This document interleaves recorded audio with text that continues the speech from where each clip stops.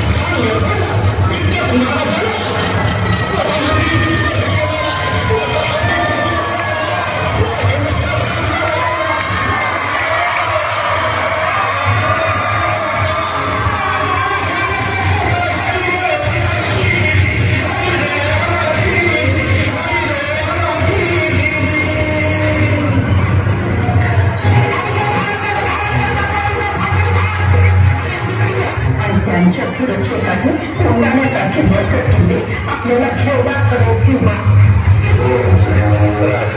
सौराज्य तरीच मुख्य मंगल कार्य त्यांचं.